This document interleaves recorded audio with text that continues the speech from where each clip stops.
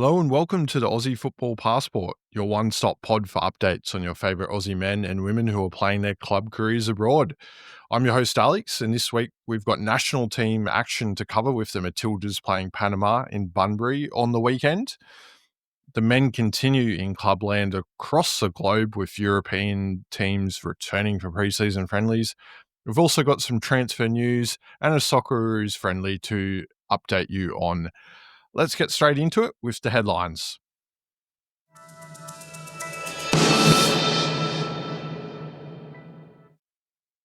All right, let's update you with some transfers of men and women. All right, it is transfer news time, and we have a couple to let you know. All right, transfer news time. And Ryan Teague has signed for KV Mechelen in the Belgian First Division for an undisclosed fee. So he will be joining them for 3 years with an option for an additional year. So congratulations to Ryan on that move. And I think it is a really good move for him. Belgian football should suit his style, and I think he should develop quite well there. So best of luck to Ryan for this upcoming season. Now, Emily Gilnick, she signed for CF Monterrey in Mexico. So that's a big move for Emily. Of course, she's just broken back into the Matildas squad after a couple of years being out on the fringes with injury and form issues. Emily's no stranger to playing abroad, of course.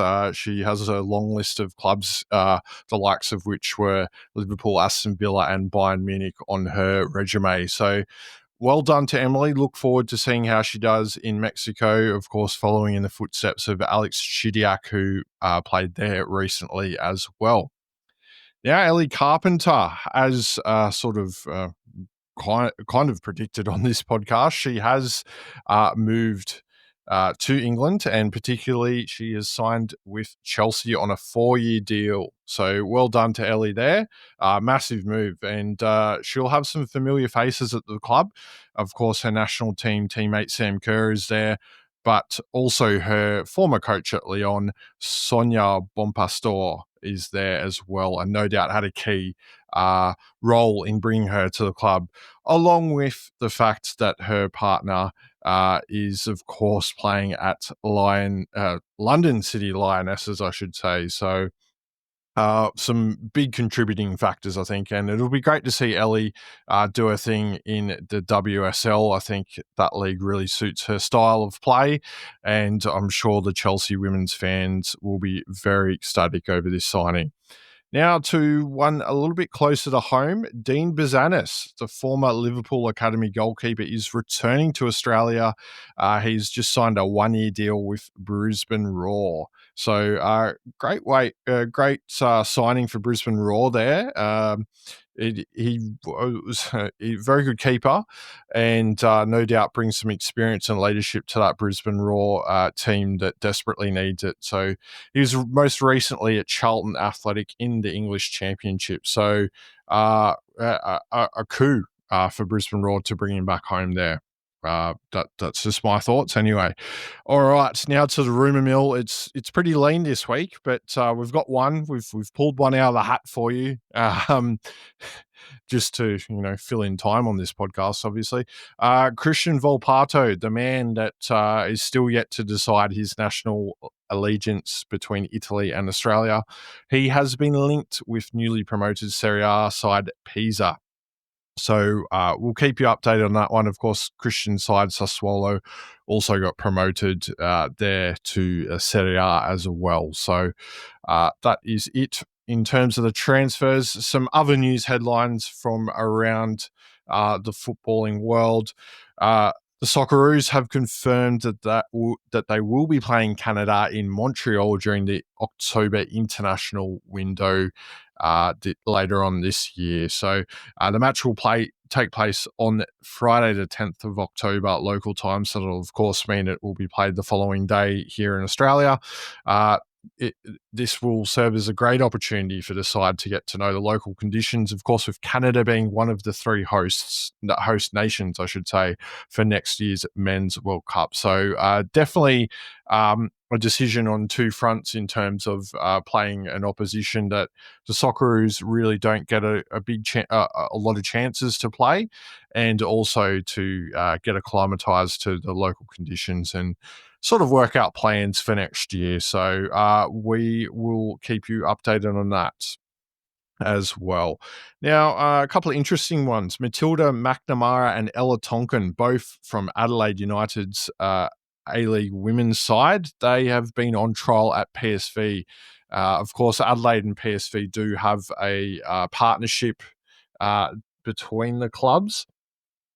So that is very interesting to see that they've gone over. They recently played in a friendly against German side SGS Essen there, and from all reports, they did quite well. So it'll be interesting to see if one or either of them get picked up by PSV, or whether they return to Adelaide United, and we see it as a bit more of an experiment or a trial just to get a look at the kind of quality that the A-League Women's has, which we all know it has plenty of quality, with the endless line of Matildas that are being produced from the league. Now, speaking of A-League, Carl Viet, the former Adelaide United coach, well, he hasn't been out of a job long, because he has just been announced as the new Joey's national team coach. So that means he'll take charge of the under-17 men's side, and he's got straight into work with the Emerging Socceroos tournament, which began on the weekend and runs right through until the following Friday. So this is, of course, valuable scouting for Viet as he looks to put together his first squad for the Joey's trip to Japan in September to take part in the International Youth Soccer Tournament. So all the best to Carl. He has quite a reputation. He's been around the national team setup. Of course, he's a former Socceroo himself, and he did a wonderful job at Adelaide United, bringing through some wonderful young talent, including a number of the Australian men's under-20s squads that won the Asian Cup earlier in the year. So great stuff, and looking forward to seeing what Carl does with the Joeys in the future. All right, that's it for the headlines this week. Let's get into the weekly wrap.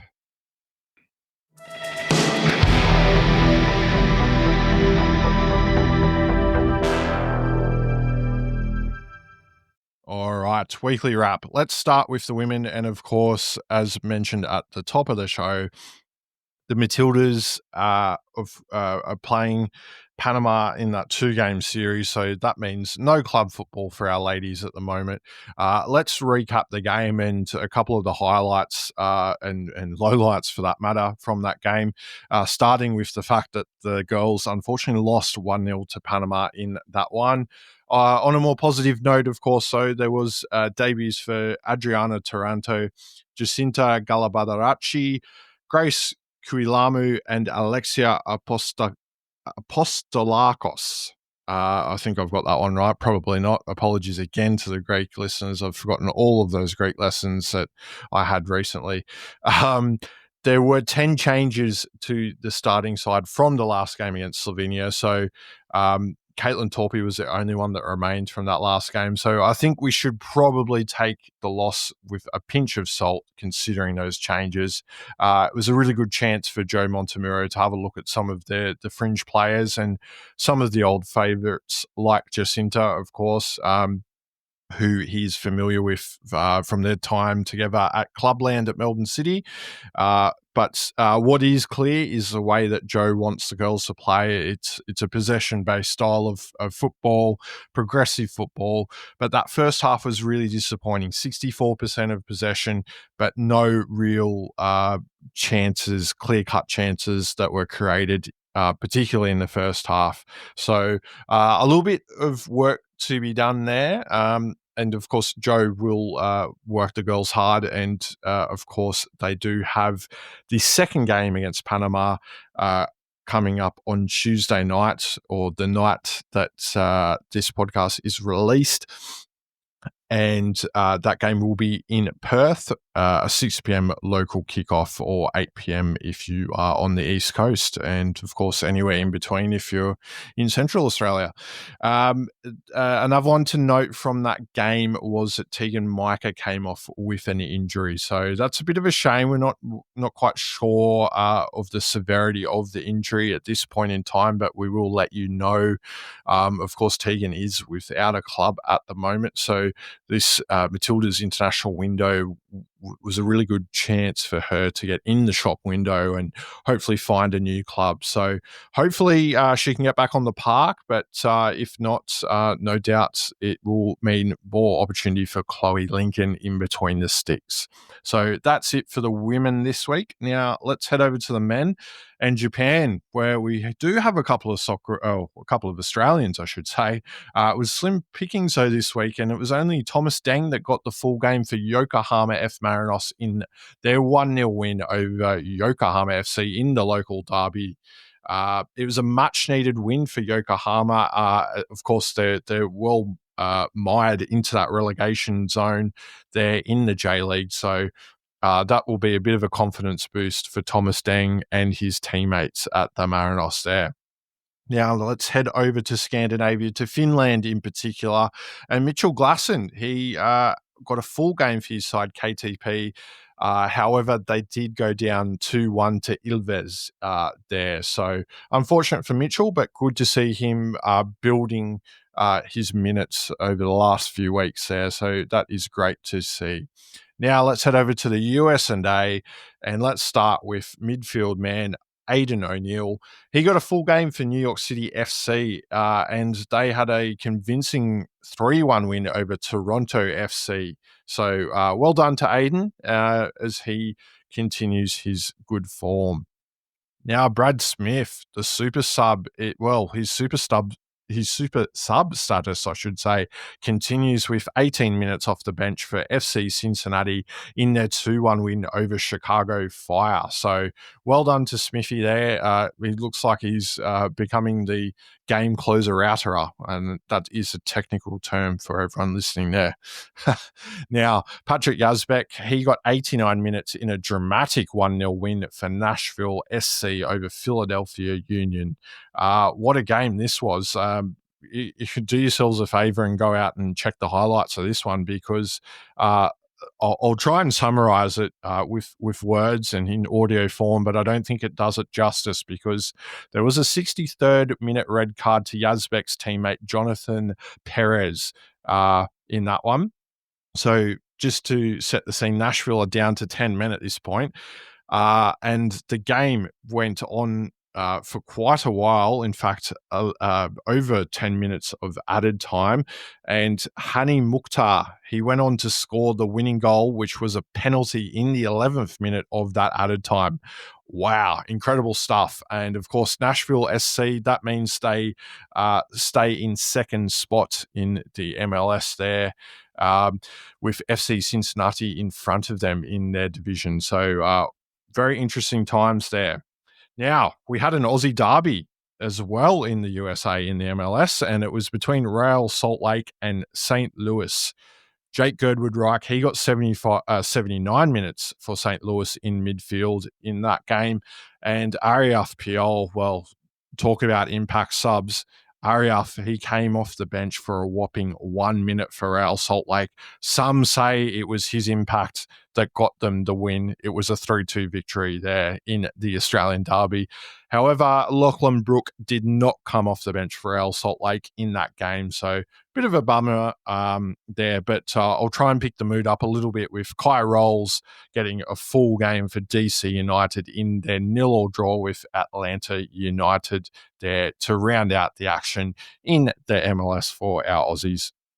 Now, let's head back to Europe, and the preseason friendlies have begun, and it has meant that Keely Adamson, the man that recently transferred to QPR, he got 45 minutes in their friendly over the weekend. It was a 5-0 win over Stevenage. So good to see Keely get his first sit out for the R's there. Now, Mohamed Toure, he actually scored a goal for Randers in their friendly against Hanover 96. And make sure you check that one out. It is a belter. And, well, that is it for our weekly wrap. We'll head on to the players of the week in just a second.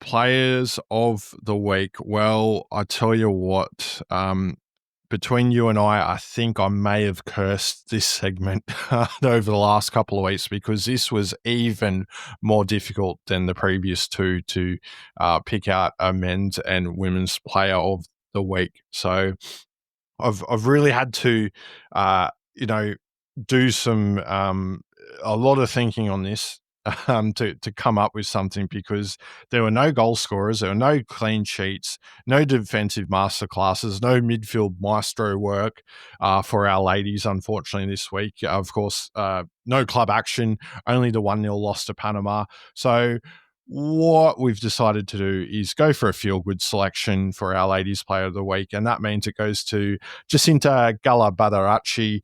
And of course, she got her first minutes as a Matilda. So her debut, she has been in the Matilda squad previously. That was 4 years ago, though. Can you believe it? So to get her first minutes, you could see how much it meant to her. And she did offer a lot when she came on in her cameo for the Matildas. So we look forward to seeing more of her in the second game against Panama, and no doubt into the future, I think she will be a key part of Joe Montemuro's plans going forward and hopefully into next year's Asian Cup.